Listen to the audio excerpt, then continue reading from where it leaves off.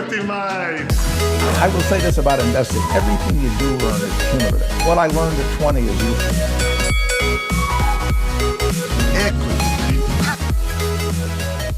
Welcome to another episode of Equity Mates, a podcast where we help you learn to invest in 45 minutes or less.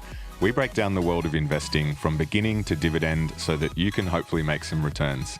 My name is Bryce, and as always, I'm joined by my equity buddy, Ren. How's it going, bro? I'm very good, Bryce. Very excited for this episode. As always. Yes. Yeah, no, this is a big one. We're very excited to have our guest join us today. Without further ado, we should welcome David Koch. Hello, guys. How are you? Very well. Thank you for your time this morning. Very excited to have you on the show to unpack all things personal finance, a bit about your upcoming venture with ausbiz, and also what's just going on generally in the world of finance at the moment. It's pretty crazy times. There's a bit going on. Yes. A lot going on. For those that are unaware, we have Kochie on the show. He is an Australian television presenter, best known as host of the Seven Network breakfast program Sunrise. Previously from Adelaide, he began his career in media as a financial journalist, writing for a number of different publications before eventually moving into television. He's also the chairman of the Port Adelaide Football Club, and as two massive AFL fans, we're looking forward to asking a couple of questions around that. So, Kochie, great to have you on the show.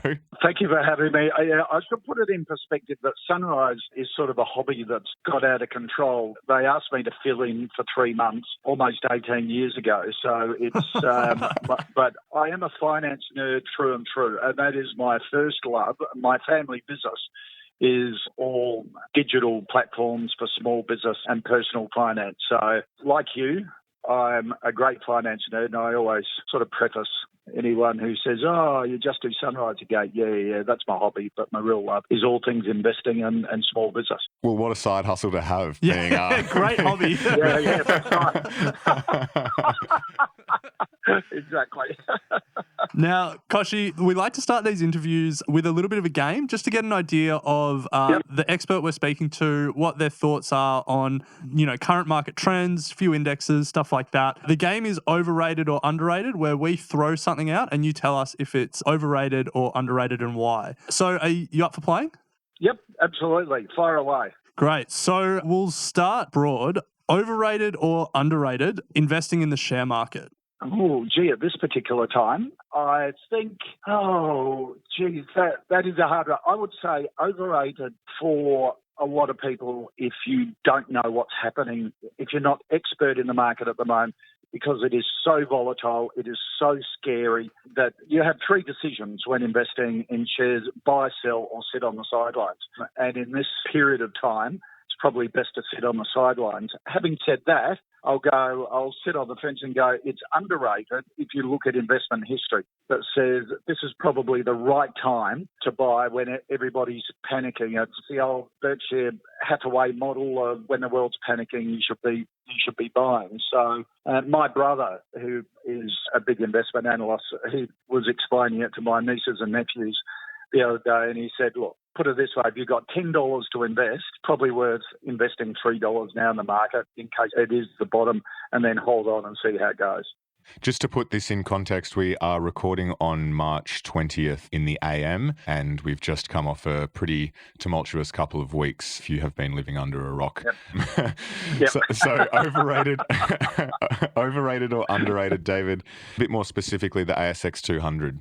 I would say it is would have to be underrated at the moment. You look at, and again, people will be listening to this in a couple of weeks, and on March 20, when we recorded this, it was only 5 weeks after the Australian share market hit a record high. So a lot can happen in a couple of weeks in this environment. But you would have to think that when you look at the stocks out there, when you look at how solid they are when the economy starts to move back and steady, that there's more upside in the ASX than there is downside at the moment. So, Kochie, one of the favourite strategies in our investing community is dollar cost averaging, where you average into certain stocks or indexes over a long period of time. So that strategy, dollar cost averaging, overrated or underrated? It is underrated because I reckon that is exactly what you should be doing, with one proviso in these uncertain times. We're going into an economic recession. If you've got a steady job and a steady income, and you can afford to invest any surpluses, now is the time to keep that dollar cost averaging going rather than suspend it. But if your income future and your job future is uncertain, you probably need to hoard as much money, available cash, as you can. It's an interesting point and one that I want to touch on a bit later. A couple more. Overrated or underrated, the Australian residential property market? You would have to say it's overrated at the moment because there is no way the Australian residential property market can insulate itself from what's going on in the economy and the other financial markets at the moment. Property is not only governed by interest rates, which are all-time lows at the moment, but also on sentiment and liquidity, and I think it will start to slow. So one popular asset class that has sort of come out of nowhere is cryptocurrency. Overrated or underrated Bitcoin? So overrated that it is overrated to the stratosphere. Yeah, well, it's not just overrated. It is plain dangerous. It is gamifying investing. And look, I go through. Yes, I'm old, but I've been through a few downturns and seen a few fads in my investing lifetime. And you look at Warren Buffett's questions, and I think you've covered these on Equity Mates in the past. Only invest in things you can understand, that you know who's behind them and you have the confidence, and that there's a disciplined market to buy and trade. And Bitcoin fails on all of those. This is the time that a lot of the sort of Bitcoin nerds have been saying Bitcoin will excel. So very much interested to see how it performs over the sort of next 12 months or so. Hasn't performed that well so far. No. To close this out, I'm a massive Essendon fan. Alec is a massive Swans fan. You're obviously a Port Adelaide fan. Who's the most overrated team of the three? You're allowed to say Swans. It's fine. It's definitely the Swans. As a person, I'll have to hold fire on that. The most underrated is Port Adelaide. Come on. So, Kochie, we like to understand where people's investment journey started and to hear the story of their first investment. We always think that we generally find there's a good story there or some good lessons that come out of it. So, to kick off our interview today, can you tell us the story of your first investment? My first investment, I suppose, and I'm going to be a bit out of the ordinary here because I'm investing in myself to try and build a career started out as being a junior accountant and then moving into the business media after Brian Fritt, the editor of The Australian, offered me a job to move into media, which I had no sort of aspirations of doing because I thought it would be too difficult and beyond me, and just investing in yourself to try and build your brand in your career. I reckon the biggest and best investment for every single person is their career, because that drives whether you can make surplus cash to invest elsewhere and build a wealth base. So it's a bit unusual. No, look, I completely agree there, Kochie. It's certainly not as unusual as Roger Montgomery, who came on recently and said his first investment was trading goat meat at university. So, but I think that reflects his character, even when he was younger and even now. So, Kochie, you've had a pretty interesting career in financial journalism before, I guess, moving into your side hustle as the presenter of Sunrise. Yep. I was reading that you produced Britain's first rich list, started in Money magazine. What was the sort of story behind that? Can you remember the first person who hit number one? Was there any sort of interesting stories behind that? It was the Queen, the biggest in Britain at the time. Branson wasn't too far behind. He just started building his empire. For older viewers, bit of trivia, Richard Branson made his first million by producing Mike Oldfield's album Tubular Bells, because he had a small studio and this bloke came in with an idea of this unusual sounding album, and he said, okay, I'll give you the recording space for free between midnight and 4 a.m. and I'll take 20% of it. Wow. So it's a great story how wealth can come from different areas. But I created Personal Investment Magazine in Australia, this was before personal finance pages in newspapers or magazines, or you see it all over the place now. So it was the first magazine for retail private investors, and it was in the late 80s, early 90s, and then I went and bought a money magazine in the UK for Fairfax, who owned Personal Investment Magazine, and started one in New Zealand. So it was sort of part of that stable of investment magazines I started for Fairfax, and that's how it all came about living in London. Yeah. So, Kochie, you would be an expert in financial media. You know, Bryce and I are just starting out on the financial media journey. When you look at the Australian financial media landscape and you compare it to some of the bigger markets like the UK and Britain, what do you think's missing, or what do you think isn't done well in Australia? Look, I think we're pretty well served for finance media. I have to say that the thing we're missing is a business channel. after your Money and Sky Business was closed down last year.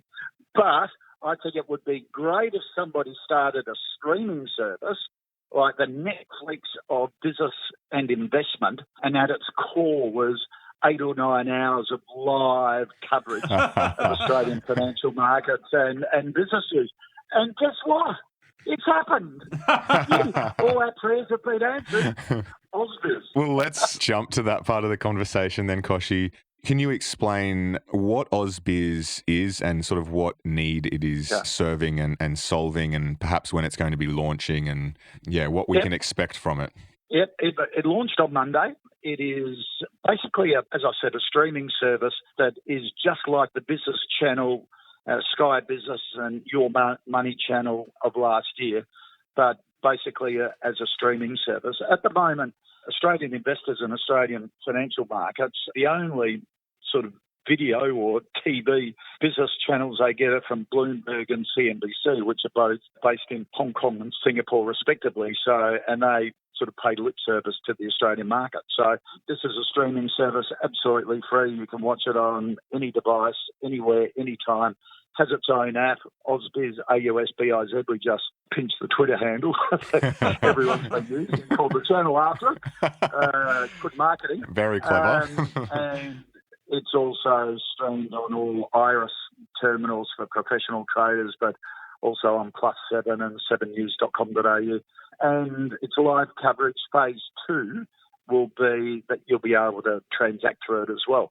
But one of the big differences in the coverage is, yes, we'll cover the news of the top 200 companies, but it will have a particular focus on small and mid-cap stocks and also the startup and scale-up community. My family business owns Startup Daily, which is the daily email bible and platform for that startup community. So we'll be covering a lot of the founders on that. We've got a Shark Tank type show, which is called The Raise, where all these startup founders who are raising money will pitch their idea to a panel, and if people are interested who are watching can actually go and invest in it. So we're pretty excited and think it fills a really big need out there. So, Kochie, are you going to be a shark on this Shark Tank? Steve Baxter, one of the original sharks, or the most famous shark, he's going to chair the panel every night. So, oh, nice! Wow. He will be joined on the panel by at different times me, people like Jodie Foster, hopefully Mel and Cliff from Canberra are going to be on it, that sort of thing. So I love that space. I've invested in startups in the past. Ausbiz was a startup we raised money for, so that was an experience for me. First time I'd raised money as a starter rather than invest in it. Very different exercise. But it just doesn't get enough coverage in this country of all the just fantastic young entrepreneurs and founders who are doing unbelievable things. Well, I think we know a finance podcast that's looking for a bit of funding that would be a fascinating story to follow if you if you wanted to invest. Well, Ausbiz is a platform that will take video podcasts, and we should talk. We should. We Let's should. let's take this offline. I just want to make a comment on I just want to make a comment on Ausbiz's approach towards small and mid cap, and I think it's particularly important for our audience because finding information on those companies is particularly difficult. Yet they provide a really good opportunity for some significant growth potential, especially if you can incorporate it into a portfolio as a beginner or junior investor. So great that is going to be a focus for Ausbiz to really bring that part of the market to the retail investor. Yeah, and it's where the great stories are, I reckon. Get in on the ground floor. All the big institutions had to start at small beginnings, so you're quite right. If you can get in on the ground floor, there's big upside. Now, Kochie, you mentioned that we had previous versions of an Australian business channel. People are probably quite familiar with Your Money. What's Ausbiz going to be doing that's different from that, and what can people expect to sort of continue from the previous iterations of the business channels? Okay, because it's a streaming service, you subscribe to it. Now, subscription is free to become part of it, but through the app, you'll be able to put in your preferences. Could be stocks that you're following, it could be market segments, it could be Bitcoin, it could be individuals. And then you'll be notified when any of those companies, topics or individuals are coming up on the stream, and be sent a copy of the transcript and the video after it's been completed. So it becomes very interactive and becomes a real resource hub for everyone. So when you watch TV, you just watch TV. That's all you can do. With this, with Ausbiz and a streaming service, you can almost tailor your information stream to suit your portfolio and your interests going forward and your watch list. And I think that's a really important consideration. A lot of the anchors from Your Money come across to Ausbiz, the Your Money chief executive. In fact, Kylie Merritt, who's the founder of it, I gave her first job years and years ago, so she's like part of my family. She owes you one. And when they ditched her, she came and said, how about we start a streaming service? And I said, sounds good to me.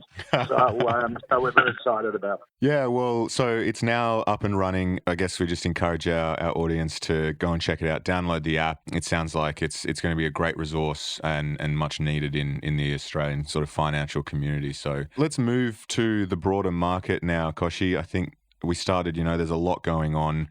Great time to start a business channel, I guess, is going to be a lot of interesting business content at the moment. So given the circumstances and what's going on, there's obviously a lot of anxiety and nervousness amongst our community. Some people might have invested for the very first time only a matter of months ago, or even 5 weeks ago when we hit a record high, and might be feeling a bit disheartened about the whole situation. How do you see sort of what's going on at the moment, and maybe how could you approach it if you were that person who invested 5 weeks ago?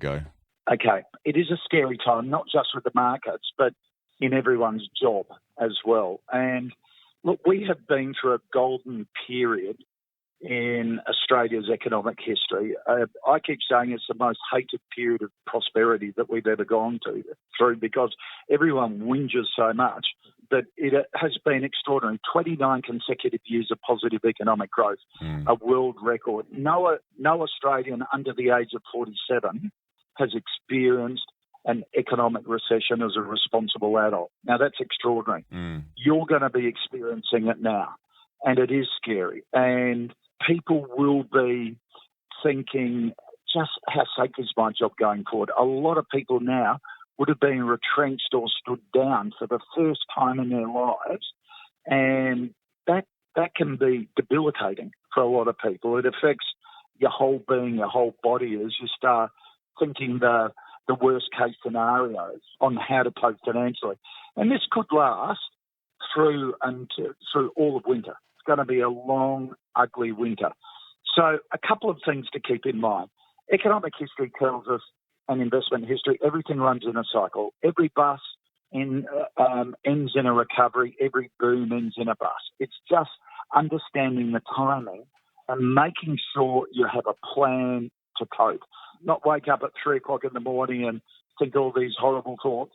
If you write a plan down on how you're going to progress forward, makes it a lot clearer and a lot more comforting. So economic and investment history also tells us that these periods of downturn often are great, as we mentioned before, great opportunities to buy in and start to build a floor in building wealth that could last a lifetime. It could be a significant period, but it means managing your money carefully and making sure that you have a consistent income stream coming through. It is sort of, and I don't want to overstate any of this because I'm a supreme optimist. It's probably one of my weaknesses. But you do need to have a handle on your income. And if you think it's going to be under pressure for job insecurity in the future, start looking now about how to earn extra income, side hustles, extra skills you may need to develop to make yourself invaluable in your workplace or move to a sector that's more opportune. But downturns are usually short and sharp and scary, but we always come out of them. So make sure you're in good shape financially, emotionally, and physically going through this, because it will need all three. So going into a period like this, you said, if you're under 47, we would have never experienced something like this before. So the whole concept of money management is going to become completely different. And there's probably some practices that we should be doing or thinking about going forward that we've never really had to think about. What are some of the main, probably the main don'ts going into a recession when it comes to managing your money? Okay, don't think you'll have a consistent income stream coming forward. All our financial well-being is based on our income. Now, I know all the budget sort of books and apps go, look at your costs, cut your costs, look at your costs. Yeah, you should do that. That's just natural to do it. What a lot don't focus on is your income. And that is just as important, because there is a baseline that you can cut to and you can't cut any more. And you don't want to live your life like a monk, life's for living. So it's how you generate income elsewhere and thinking outside the square to do it, in terms of your main career, in terms of your side hustles, in terms of raising cash by selling things you don't use. Sort of all these bunker type strategies we haven't had to use for 29 consecutive years because things have been going nicely. Job market's been strong, jobs growth has been strong. I loved it the other day when the February unemployment figures came out and they'd gone down to 5.1%. God, 3 weeks later you're thinking, who gives a toss about February figures? Because they've changed so much in a couple of weeks that they're not reflecting reality at the moment. So it is focus on that income, have a plan. It might be, I know it might sound a bit harsh, it might be boomeranging back to the parents' house to live for a while, but being very cautious with your money, because and a good test to give yourself is, if I'm out of a job for 6 months, could I survive? How could I survive if I'm out of a job for 6 months? And that will really focus on your spending and trying to get alternative sources of income to cushion you. Do I have an emergency fund? Everyone says, put away 3 or 4 months worth of salary into an emergency fund. Do I have that as a backup? If I don't, how do I offset that? Now, Kochie, you actually wrote a book with a lot of these tips and tricks in it, Kochie's 11-Step Money Plan for a Better Life. Yep. And I'm sure a lot of people right now, to your point, are thinking about their finances, are thinking about their job security, and are thinking about what to do if they do lose their job. So given people are thinking about it, given people are focused on their money, what are some of the biggest money issues you saw when you were writing that book that can be quite easily fixed, and how should people go about fixing them? Okay, it is the simple things. Know where your money is coming from, knowing where it's going to, and where it's going to, are you getting bang for your buck?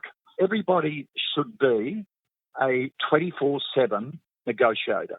Negotiate everything. No matter what you buy, give it a go. My brother is great at this. My wife is the world's best at it. I'm terrible at it because I get a bit embarrassed. She will negotiate anything. Is that your best price? How about a discount? I'm a good customer, all that sort of stuff. And I often go, Leah, just back off. But it's amazing how she, the deals that she does. My brother, every time he goes away with his wife, tells them they're staying at a hotel because it's their anniversary, whether it is or not. He said, you always get a free bottle of wine and all that sort of stuff. Every restaurant That's smart. you go I like to, that. it's my wife's birthday. They always bring out a glass of champagne or a birthday cake or whatever. So, I'm sort of not wired like that, but these two are putting me to shame. And I think, well, that's just what we've got to do. We've got to make sure our money stretches as much as that we can get the best value for our money. And particularly in relationships, it's really taboo to talk about money in relationships. But if you are in a relationship, to make sure you're on the same page, to talk about your money for 15 minutes once a month, okay, half the length of home and away, to actually not talk about the bill, not to talk about the bills you're paying or to go, why did you spend your money on this or why did you do that? It is just to talk about, hey, what's our goal? What are we doing all this for, this money management? Do we have this trip or a house or wedding or whatever? And just an update on how you're going. No one sits down together as a couple and talks about their money just in a civilised way.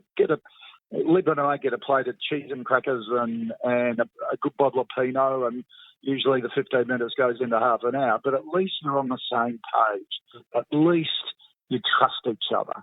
If you've got a partner that doesn't allow you to get involved in any of the financial matters, you've got to ask them why not. If they say, don't you trust me, then you've got to look out for your relationship, because that's a terrible thing to say. Everybody has to have complete transparency on what their money is doing, because STDs, sexually transmitted debt, is really common in relationships. Partner spends on the joint credit card, you're left holding the bag. It's so important. Mm-hmm. In your book, you've got the phrase earn more, cut expenses and invest wisely. What does invest wisely mean to you, and then I guess more broadly? Okay, I always say you save to invest. So you earn more to save more to invest more. Saving is just an interim step. And particularly in this day and age, sticking money in a savings account, bloody hell. I've never seen anything so miserly to get you 1% to 3%, but it's a great spot to actually build up a critical mass of money, if you like, an amount that then you can invest in your ETFs or managed funds or into the market or into syndicates, whatever you decide to do. But people have got to get out of savings mode. Yes, savings is a good first step, but it's not the last step. You've got to save to invest, and that's the next one. And that's building knowledge. It's listening to podcasts like this. It's buying books, watching ausbiz. It's constantly taking an interest in your money, to be excited about it, to be inquisitive about how people think going forward. What makes Warren Buffett so rich? What makes Branson such an entrepreneur? What's made Mel and Cliff, who founded Canva, the entrepreneurs that they are? It's really being inquisitive and taking a lot of advice from people. I love that attitude, Kochie, the being a constant learner, being interested in the world. I think for Bryce and I, we've found that's what investing has allowed us to do, just be genuinely curious in things outside of finance specifically, just about companies and about entrepreneurs and about countries outside Australia. And I think that's how we've managed to keep doing this podcast for 4 years. Well, it is, and you can pick up so much knowledge, and so much is available. If you're interested in Warren Buffett, yes, he's an old codger, but he's been pretty successful. He and Charlie Munger from Berkshire Hathaway. Snowball is a great biography on him. I loved Shoe Dog from Phil Knight's book, the founder of Nike. I'm a small business person, constantly have cash flow problems. And reading that book, it made my heart sing that whole book is about his cash flow problems, his entire career, building that company. You go, oh, God, if he had cash flow problems, I mustn't be so bad. So there are lots of great books out there to learn from people, and they're sort of TED Talks or podcasts are really good to tune into as well. Now, Kochie, one last question about investing wisely. It's a common question that we get in our Equity Mates community. A lot of our listeners, and Bryce and I, we're both still in our 20s. We've got a long investing runway ahead of us. And there's a question that often gets asked around leverage and around leveraged ETFs or around borrowing to invest more while people are young, because that's, the idea is that then compounding can really take hold. Where's your head at around using leverage in your investing? Coming off the last couple of weeks. Yes, yeah. Ouch. Probably a sobering lesson into understanding the downside of leverage, as well as because of the previous 5 years, you saw the upside of leveraging. And I think, there's the old good and bad debt. Good debt is borrowing to invest in appreciating assets. Now, while they continue to appreciate, that's great. When they have a bit of a short-term crash like we've had at the moment, and then you start to get margin calls, that can put you under pressure unless you've taken the steps to limit that, sort of putting stop losses on your portfolio or the stocks that you're leveraged into, or making sure that you have cash reserves to meet any margin calls going forward. And I think if you put in a safety net, then it's absolutely acceptable to do it, but don't get over your head. Don't go to excess in doing it. Yes, it looks great on paper and you think, gee, those returns are fantastic. I might double down or triple down on this. That can bring people undone going forward. So it's having that proper investment strategy in terms of the stocks you're in and the stop losses that you put in and the other safety nets, as well as having the income stream to meet any margin calls if necessary. Yeah, great advice. Before we move to our final 3 questions that we always ask our guests, we really want to take the opportunity to ask some questions regarding the AFL, because you're probably going to be the one and only chairman that we'll ever speak to. And as we said at the start, we're both massive fans and both watched a pretty historic game last night with what would normally be almost 100,000 person crowd, no one in the crowd, and quite a weird experience to be watching on TV without that sort of atmosphere. So you are the chairman of the Port Adelaide Football Club, and we know that there's been a lot going on around the coronavirus and the AFL and the decision to continue playing. How much of an impact is this going to have on the AFL? We obviously know it's large, but what's happening behind closed doors? I wouldn't say it's large. It's perilous. It's bigger than large. It is the biggest threat to our code, I think, that it's ever been through. And my club's 150 years old, and it's gone through wars and depressions and the whole lot.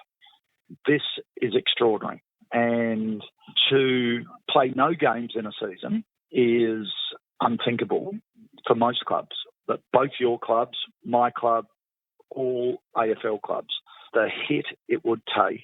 And as you've seen by this time this goes to air, that there has been massive layoffs in the AFL and every club because the industry is on the brink. When you look at you're getting no game day attendance, you're getting no hospitality, which are major revenue streams coming through. You've had the players and the coaches taking pay cuts, which has been really appreciated.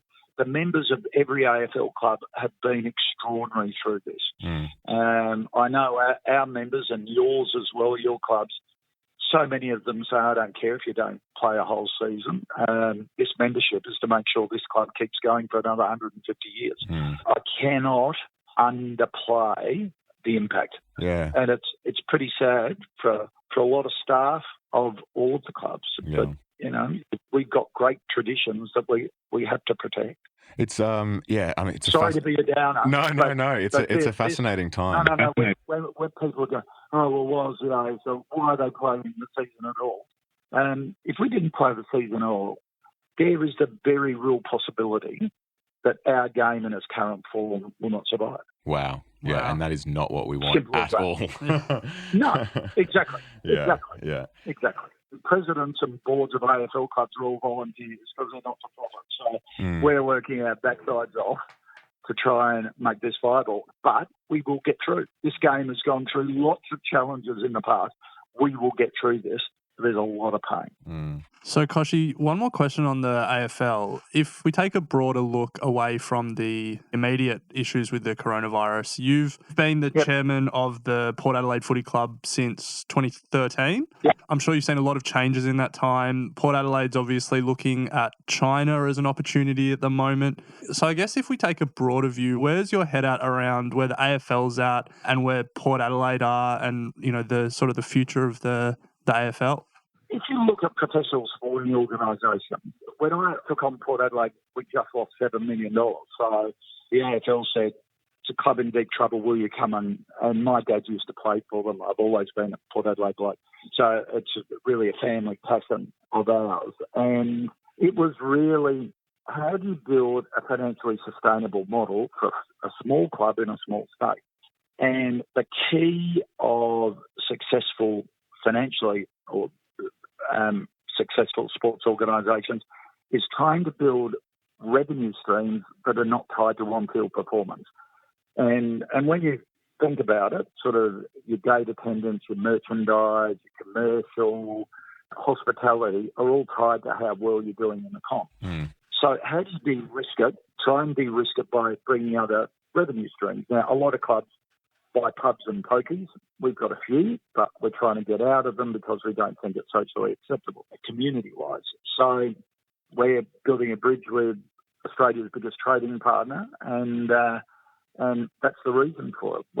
It's been a really good 13% of our revenue comes out of China now as a club after 4 years. So it's a way of de-risking and making sure our football department is fully funded year in, year out. And that's the whole rationale behind it. It's different. A lot of the old fogies in the AFL go, AFL will never be big in China. Well, we're not stupid. This is a big trade and commercial play opportunity of bringing Australian and Chinese business together, saying Chinese businesses with business interests in Australia, you don't trust Australians, they don't trust you because of the cultural divide. If you want to build a bridge through football, Port Adelaide is China's club. And likewise, we say to Australian businesses, China is a massive opportunity for you. It's a bit scary. Understand that. It's big. It's sort of something that you're not used to. Come with us. We'll introduce you to networks and show you how to do business in China. And even small in China is big, just in general. So absolutely. Yeah. Numbers are freaking huge. Yeah. It just blows you. It blows you away. Do you think we'll ever see a club outside of Australia? Not in the near future, I don't think. And you never know. Look, I think, for example, my dream is to sort of, almost like a rugby sevens, do AFLX tournaments throughout China. Our current game as it is, I don't think you'll have a China-based game because when you go overseas, you realise you've really got to grow up with this game. You know, to sit through three hours, it just doesn't sit with so many people. You've got to be brought up in it, but the shorter version is a really good introduction in it. We have it being played in 100 high schools in Shanghai, and they love it. And the fact that there are no ovals in China, only rectangular ones, sort of limits the game a bit. But the AFL X version is pretty good. I think there's room for a spin-off AFL podcast with you, Kochie, but we should probably get back into the finance stuff. It's been an absolute pleasure to have you on the show. As I said, we have 3 questions that we always wrap up with across all of our guests. So the first one is, do you have any must-read books, investing or otherwise? The 2 that I mentioned, Snowball and Shoe Dog, nice. I reckon are the 2 of my all-time favourite ones. Nice one. The second question is, what's your go-to source for investing information? My go-to source for investing information, of course, is ausbiz. Good answer, yes. That's available now because you will get all the experts in the one place. Nice. And finally, thinking back to, when you just started out in your investing journey and back to your early years in financial journalism, what advice would you give to your younger self? The advice I'd give to my younger self is to be more confident in your decision making. Yes, to take advice, and as much advice as possible, but also back yourself with your own decisions, and then work like crazy to get it done. And if I was my younger self in this era, I'd be looking at some of the startups around. I love this startup space, and to help and invest in, to be a seed investor in some of these great new ideas offers a fantastic opportunity for young investors, because they relate to all of these companies and a lot of them are targeted towards them. Nice. Well, some great advice there. And as young entrepreneurs ourselves, backing yourself in is incredibly important. So that certainly resonates with us. Kochie, we'll leave it there. It's been a pleasure. As I mentioned, great to have you join us. Appreciate your time. If our audience do want to go and check out ausbiz, I guess one more time, where can they do so? You can download the app on any of the app stores. You can also catch it through 7 Plus, the catch-up service on 7. It will be being there live. Twitter does the opening and closing half hour live on Twitter every day, and also 7news.com.au stream it live as well. Well, all the best with the challenges that will be faced, I guess, through Port Adelaide and the AFL this year. And we're backing you and all the other chairmen in to get us through for fans. It's a challenging time, but a challenging time in the markets as well. But again, thank you for your time today, Kochie. It's been great. Guys, really appreciate it and love the chat. Thanks, Kochie. Thanks for listening to Equity Mates Investing Podcast, a production of Equity Mates Media. Please remember that everything you hear in Equity Mates Investing Podcast is general advice only. The content has been prepared without knowing your personal objectives, specific financial circumstances, or goals. The hosted Equity Mates Investing Podcast may maintain positions in the companies discussed. Before considering any investment, please read the product disclosure statement and consider speaking to a licensed financial professional.